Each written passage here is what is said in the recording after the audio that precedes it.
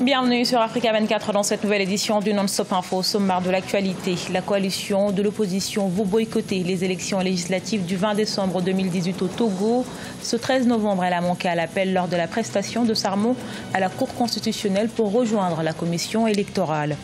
L'Amérique d'abord, tel est le slogan du président Donald Trump. Depuis son arrivée à la tête des États-Unis en 2017, le chef de l'État a rebattu les cartes de la diplomatie américaine. Les impacts de cette nouvelle devise sur le continent à suivre dans ce journal.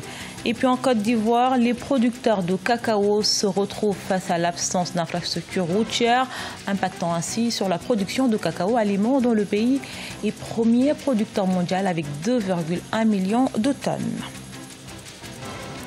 Au Togo, la coalition de l'opposition ne décolère pas alors que les préparatifs des élections législatives du 20 décembre 2018 s'accélèrent. L'opposition togolaise maintient son refus de participer au processus. Ces 8 représentants n'ont pas participé à la prestation de serment ce mardi à la Cour constitutionnelle. À Lomé, les précisions de notre correspondante MFA Kofi. Attendu pour la prestation de serment ce 13 novembre, les 8 représentants de la coalition de l'opposition à la CENI, Commission électorale nationale indépendante, n'ont pas répondu à l'appel de la Cour constitutionnelle. Pour la coalition de l'opposition, pas question de regagner la commission électorale si les conditions d'assurance d'une élection fiable et crédible ne sont pas réunies. On veut que nous nous associons à une opération unilatéralement conduite par le RPT Unir. C'est non. Nos représentants à la CENI n'iront pas prêter serment. Les autres revendications posées par la coalition de l'opposition sont entre autres la reprise pure et simple du recensement électoral, le consensus sur la présidence de la CENI et la composition équilibrée de ses démembrements, l'adoption du mode de scrutin uninominal majoritaire à 2 tours. Lorsqu'on écoute le communiqué du gouvernement et sa proposition de réforme constitutionnelle, on s'aperçoit que la clé de répartition des sièges à l'Assemblée reste la même. Ça veut dire que UNIR peut avoir moins de voix dans les urnes et beaucoup plus de députés. Toutes les lois que l'on va prendre à l'Assemblée, UNIR sera majoritaire. À un peu plus d'un mois des législatives du 20 décembre, la coalition de l'opposition organise une marche le 17 novembre dans les rues de Lomé et appelle ses militants à boycotter le recensement électoral prorogé du 16 au 18 novembre 2018. Elle reste toutefois ouverte à la facilitation de la communauté économique des États de l'Afrique de l'Ouest. Nouveau rendez-vous international pour tous les acteurs de la gouvernance. Le Forum de Paris sur la paix, ouvert le 11 novembre, s'est achevé ce 13 novembre dans la capitale française. Occasion pour le réseau de réflexion stratégique sur la sécurité au Sahel de se réunir avec comme mot d'ordre la prévention et l'anticipation des situations de fragilité, notamment au Sahel. Un sujet de la rédaction. La lutte contre le terrorisme au Sahel était également au cœur du Forum de Paris. C'est dans ce contexte que l'Institut Prospective et Sécurité en Europe a tenu une table ronde organisée en partenariat avec le réseau de réflexion stratégique sur la sécurité au Sahel ce mardi 13 septembre. Une rencontre dédiée au Sahel, cette zone dont la crise ne se résume pas seulement sécuritaire.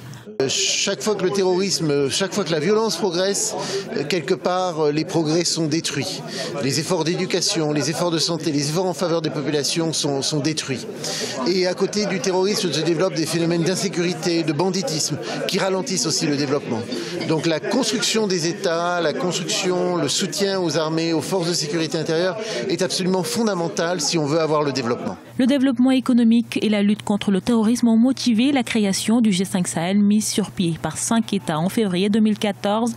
4 ans après sa création, la région est toujours la cible d'attaques, remettant en question l'efficacité de l'initiative G5 Sahel. Toutefois, certains experts estiment que des progrès ont été réalisés. Les États du Sahel sont toujours debout. La sécurité est en train de revenir au Mali en particulier, qui a reconquis son nord. Et donc, on ne peut pas parler de peu de résultats obtenus. Maintenant, nous avons ce que nous pouvons considérer comme l'insécurité résiduelle du fait de l'existence de groupes armés encore qui n'ont pas été totalement réduits, mais ce sont des poches.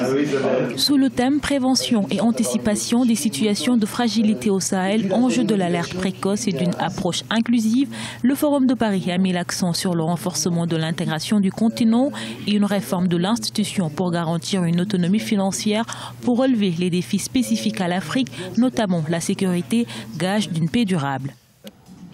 Redéfinir le rapport au monde des États-Unis, c'était le leitmotiv de la campagne de Donald Trump, une révolution de la politique étrangère des États-Unis qui affecte le monde entier, l'Afrique n'étant pas en reste. Le continent pourra-t-il tourner à son avantage cette politique nationaliste? Élément de réponse avec Corinne Comdem et Ousseynou Gueye. L'arrivée du président Donald Trump à la tête des États-Unis en 2017 a provoqué un réel changement dans la stratégie de gouvernance du pays. Une idéologie de l'Amérique d'abord, assumée par le président Trump et qui redéfinit totalement sa politique étrangère. Politique étrangère ayant une approche ambiguë vis-à-vis de l'Afrique. Déjà au cours de sa campagne électorale en 2016, le président Trump s'est gardé de faire de grandes promesses pour le continent africain. Il a plutôt émis l'idée de réduire de 30% le budget de l'USAID, l'Agence des États-Unis pour le développement international. Un programme qui a un véritable impact sur le chantier de développement de l'Afrique. Ce qui arrive à de nombreux présidents, y compris le président Trump, est qu'ils ont une idée de ce qu'ils veulent et puis ces idées rencontrent la réalité. Je pense que lorsqu'il se penche sur les marchés émergents, en particulier en Afrique, il reconnaît que la croissance du continent est également liée à la croissance économique américaine. Il a donc fait le pari de créer une nouvelle agence d'aide au développement, favorisant les entreprises américaines souhaitant investir en Afrique, ce qui conduira à une meilleure économie bilatérale entre les deux parties. En effet, au mois d'octobre 2018, le président américain a fait marche arrière en signant une loi portant création de l'USAID-EFC, une nouvelle institution de financement du développement. L'agence est habilitée à fournir 60 milliards de dollars en prêts, garanties de prêts et assurances aux entreprises prêtes à faire des affaires dans les pays en développement. Les échanges commerciaux entre le continent et les États-Unis étaient de l'ordre de 55 milliards de dollars en 2017.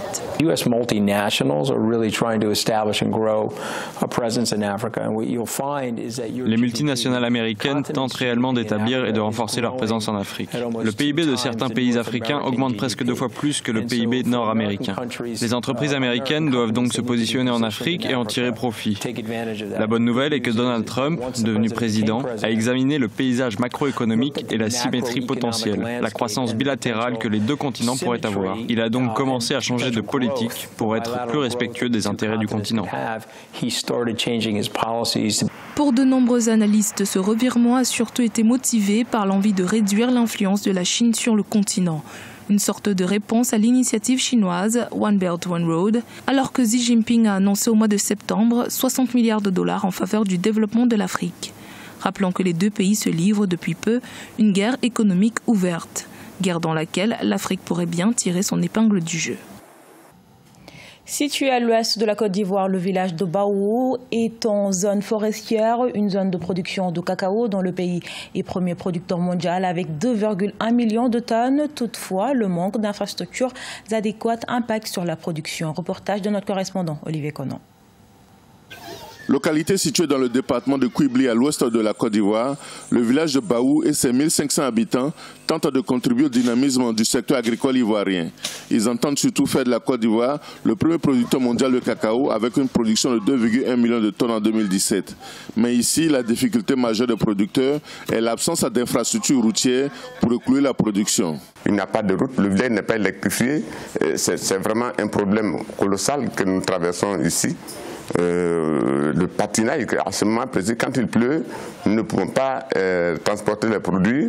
Et les produits sont à la maison et dans les maisons. Et puis, les véhicules, même pour venir prendre les produits, c'est tout un tas de problèmes. La population du village de Baou est composée essentiellement de jeunes. Pour ces derniers, le défi est actuellement de construire un complexe pour promouvoir les activités sportives dans leur localité. Ce complexe-là était très important pour nous. On allait jouir de ça. Donc voilà pourquoi aujourd'hui ça nous équerre. S'ils peuvent encore comprendre notre message et venir achever notre complexe, nous allons être vraiment ravis. Si nous avons ce complexe-là, nous pouvons même avoir nous-mêmes notre propre club pour affronter les grandes équipes. Pour assurer son développement, le village de Baou attend surtout avec impatience son accès à l'énergie électrique. Le gouvernement ivoirien s'est fixé pour objectif d'électrifier tous les villages de plus de 500 habitants sur tout le territoire d'ici 2020. Également dans l'actualité, elle célèbre le talent des artisans africains. La deuxième édition de l'exposition Couleurs d'Afrique s'est achevée ce 11 novembre à Cotonou, la capitale béninoise. Chaque année, de jeunes artistes s'imposent de plus en plus sur le continent dans le secteur de l'art et de l'artisanat. Et l'événement en a révélé quelques-uns. Découverte dans ce reportage de notre correspondant, Lefty Ouno. Après des études en comptabilité, le bronzier burkinabé Ali Dermé a choisi de réaliser et de vivre de sa passion pour l'art et notamment de ses œuvres en bronze. Comme plusieurs autres artistes et artisans, Ali Dermé a participé à l'exposition Couleurs d'Afrique à Cotonou. Le travail du bronze est un patrimoine de la famille Dermé dont Ali est de la 5e génération. Il valorise la femme africaine à travers ses sculptures. C'est avec le bronze que j'ai fait mes études, donc j'accompagne, je suis dedans, avec le bronze, je gagne ma vie. En attendant, même si je trouve un jour un emploi, je vais toujours faire mes sculptures parce qu'aujourd'hui, je peux dire que c'est devenu une passion pour moi. Troisième source de devises dans l'industrie touristique dans le monde, l'artisanat représente entre 20 et 35% d'apport au produit intérieur brut des économies africaines et sa professionnalisation connaît une amélioration croissante. De nombreux acteurs en appellent aujourd'hui à adopter des politiques de promotion et de développement de ce secteur. Nous avons de très belles choses en Afrique et quand vous faites le tour des pays africains, vous êtes juste émerveillés par ce que nous avons. Et donc si nous arrivons à consommer ce que nous produisons, si nous arrivons à porter ce que nous avons avec fierté et tout, ce serait une très bonne chose. Les innovations dans le domaine du textile africain sont également valorisées à travers l'exposition Couleurs d'Afrique. Une opportunité pour l'artiste rwandaise Gloria Kamanzi Wizera qui par exemple a révélé ses créations d'impression manuelle sur textile. Ce journal a été réalisé par l'ensemble de la rédaction. Merci pour votre fidélité. Retrouvez dans un instant une nouvelle édition de l'actualité sur Africa 24.